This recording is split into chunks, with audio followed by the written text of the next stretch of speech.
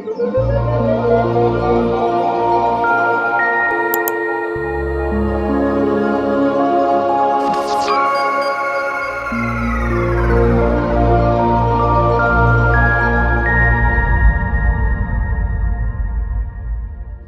next, we'll have Karin Reinke and Dr. Karin Reinke and Professor Simon Jones, who will be introducing the hotspots, the Black Summer projects and hotspots and Earth observation. Thank you. All right, so thanks, Desiree, and good afternoon, everyone. My name is Karin Reinke, and I'm joined here today with Simon Jones, my colleague and chief investigator on the project.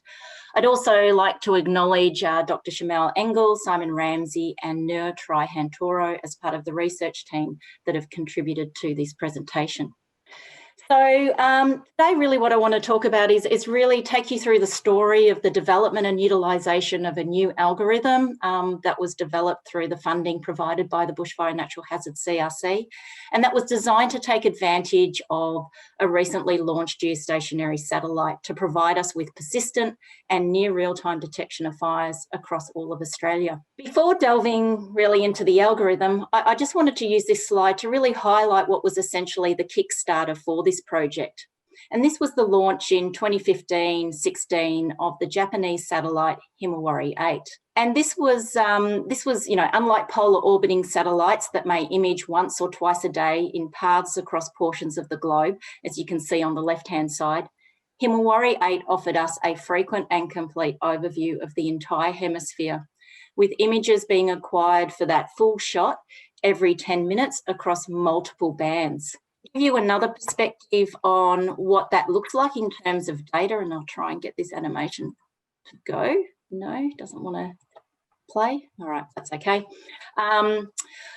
What you can see here is an image on the right. I'll just go. Maybe it's just taking a little bit of time to load. No, okay. What you can see on the right is the band, the middle infrared band taken from Himawari 8, which normally would be cycling through an image every 10 steps that would correspond to what you see in the graph. But what's important to see is actually depicted on this graph. So here you can see the middle infrared signal for that target pixel that's bound in red for every 10 minutes over a 24-hour period. Now, the blue lines that you can see there show the time of the corresponding MODIS overpass. And in this example that we're looking at, you can clearly see that MODIS is passing over the target area after peak fire activity. So that orange bump in the graph is a peak in fire activity. And so you can see MODIS is actually coming in after that. The other thing that's really interesting that we found in our analysis was that MODIS satellites, as an example of an operational polar orbiting satellite, acquires imagery in the eastern part of Australia prior to the mid to late afternoon. And that's a critical time here for us to be missing, as this is when we commonly see a real peak in fire activity as the prevailing winds shift around and create those large wide fronts of fire to suddenly erupt. Oh, none of my animations are working. This is very bad. Okay. So this slide here is really giving you some background around the development of the fire detection algorithm. So fire detection algorithms, if you look in the literature, are really only as good as the accuracy by which we can determine or estimate the background land surface temperature. Many existing fire detection algorithms focus on very localized windows of pixels, which are then more susceptible to reduced observations due to cloud contamination and therefore sort of boost misdetections.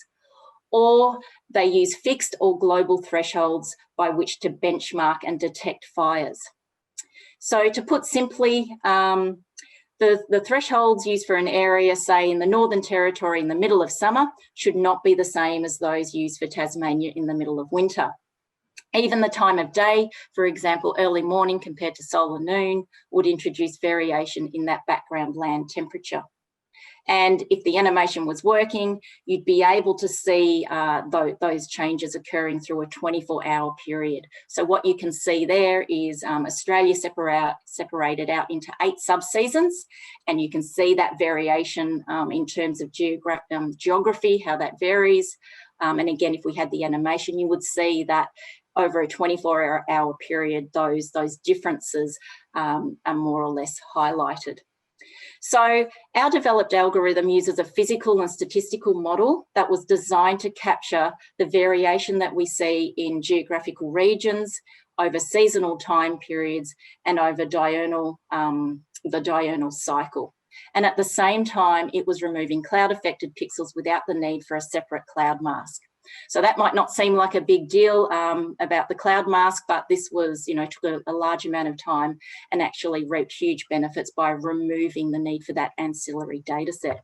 So the original algorithm, which we have named Bright, has recently been published, but we've actually implemented an improved version of that algorithm, and that next version of algorithm is currently being prepared into a new manuscript. But essentially, the workflow is initiated whenever new data from the Himawari 8 satellite arrives down to Bureau of Meteorology servers. At that point, and it normally takes about 20 minutes for that downlink to occur, at the point that we get it onto the servers, we process that data using multiple bands to calculate our thresholds that are dynamic according to the spatial characteristics and temporal characteristics at that point in time, to remove cloud-affected pixels in order to identify those hotspots. And that typically occurs in under 2 minutes. So in terms of evaluating the algorithm, that's obviously a key part of any kind of research. We've done this in a number of ways. We compare our outputs against other operational fire detection products, such as MODIS as a satellite platform. We report false detections and missed fire detections between these hotspots, giving us a comparison. And because there's no source of absolute truth, unmatched hotspots may still actually be valid. So these are then kind of given a secondary assessment where we compare them to burnt area products to give us an indication about whether they were true false detections, missed detections, or were they actually likely to be fire activity. At the same time, whilst we acknowledge that the quality and accuracy of hotspots is important, so too was getting the hotspots delivered as quickly as possible to our emergency services end users. So to that end, we implemented some trials to help us assess that operational performance. And on average from the previous and current trial, what we are finding is that the solution is taking about 90 seconds from receipt of imagery to get those hotspots delivered to the end user services. So that's, quite extraordinary. So this table here just provides you a bit of a snapshot of the global errors of omission and commission, or false detections and misdetections, for the Bright hotspots when we compare them to MODIS during the black summer period for Victoria and New South Wales.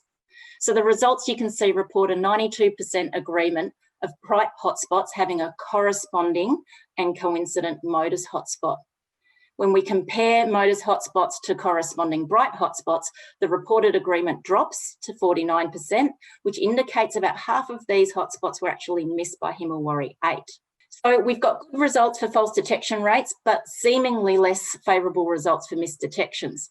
But this is actually not unexpected when we take into consideration the pixel size of Himawari 8, which is 2 kilometres by 2 kilometres, compared to the smaller pixel size of MODIS.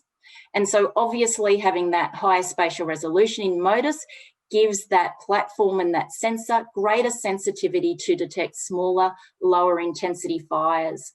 And this is demonstrated in the data, where you can see a clear bias in undetected fires by the Bright hotspots to actually occur in the lower range of middle infrared and the difference in brightness temperatures. So that makes sense to us, and you can see that in these graphs.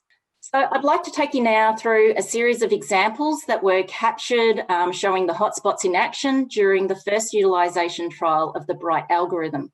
The trial was hosted for us by New South Wales Rural Fire Service, and data was also extended to be captured over Victoria during that period we refer to as the Black Summer Fires. The trial provided near real-time hotspots, so within that 90-second envelope, after receiving the imagery, to fire service agencies in New South Wales and Victoria. And in return, we received feedback which helped us refine and adjust the algorithm as the project and the utilisation project continued. Now, I really want this animation to work. Come on. Why can't you work? I don't know how to make this work, and this is really, really Maybe, come on, try one more time. So what you would see here is really, again, another animation showing hotspots being detected in the southeastern portion of Australia every 10 minutes, 24 hours a day for 5 days. Okay, so we just picked that particular time period. We could have quite easily extended that. And you would see these hotspots appearing and disappearing in different locations throughout that period. The hotspot data, as I said, included information around date, time, location, as well as some basic attribution relating to the signal values themselves. In this example that I'm showing you, each hotspot is a discrete and independent feature, and they bear no relationship to other hotspots in either time or space. So understanding hotspots in relation to other hotspots in space or time can provide new context to the observed fire activity. And the next 2 slides demonstrate 2 examples of spatial and temporal aggregations that are being explored to provide secondary products to the hotspots themselves, and again, also in near real time. The examples here have been taken during the Black Summer fire period and focus on 2 large fires observed in the highlands and the far east of Victoria, and they're shown in pink there. Now, I've kind of run through some of the animations and skipped them because I really need to get these ones to work. So essentially what you would be seeing here is the fire would actually be growing. So you would be seeing every 10 minutes where the fire activity was, depicting the earliest detections of the day in yellow, and then it would kind of graduate out into red. So the most recent detections would be in red.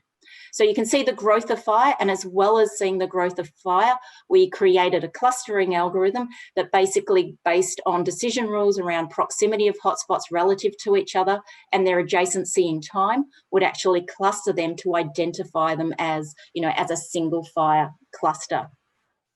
And this next example, again, applies that clustering method that I wanted to show you in that previous slide to give a final map of fire persistence for a single cluster.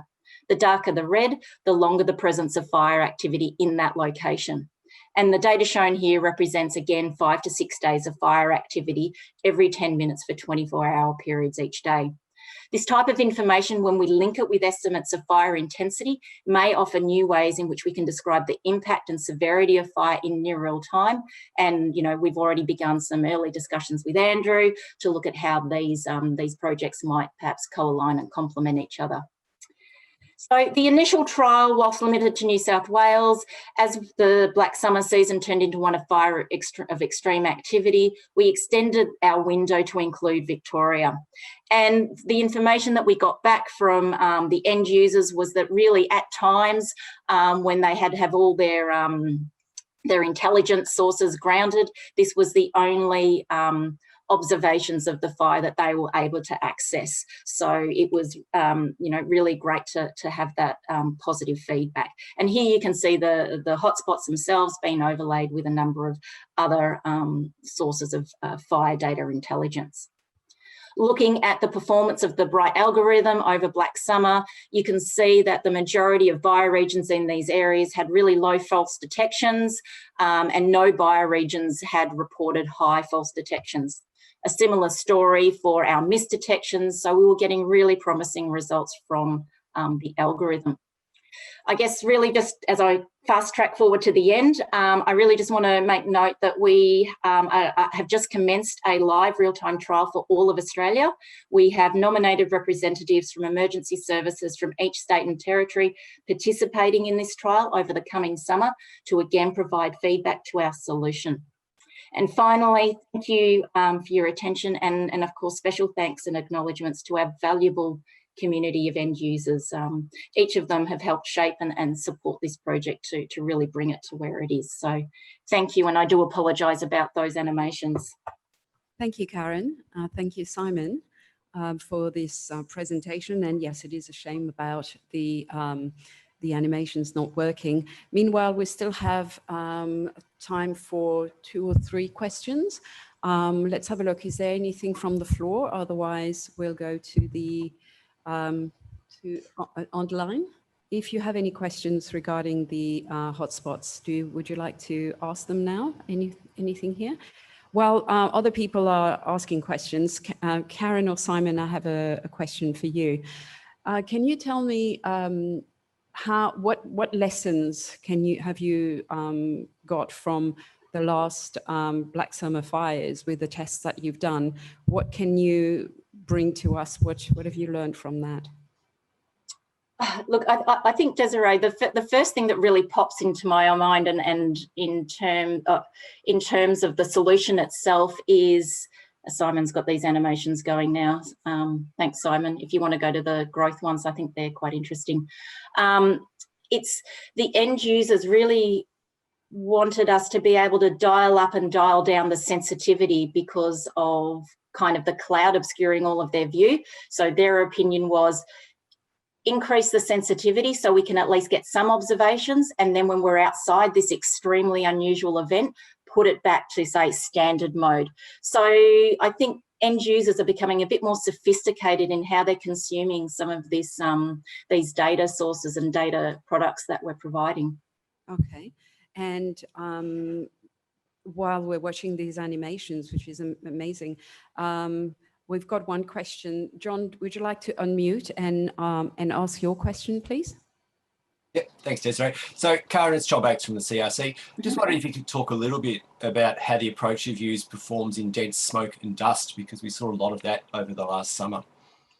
Yeah, so in the original trial that we did for Black Summer, we were getting a number of instances of large areas of false detections, and that was the result of smoke and clouds. So Shamel's done some, I guess, more statistical filtering of data to remove those false detections, but that of course decreases the sensitivity to picking up all potential fire activity. So it's always a bit of a juggling act.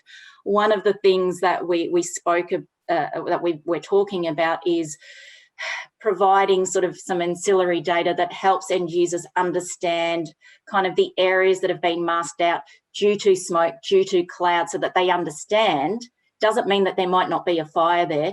It's because we can't actually see it. So we are still impacted by things like smoke, but we do have some flexibility with adjusting that sensitivity, being aware that that might throw out that balance between areas of emission and commission.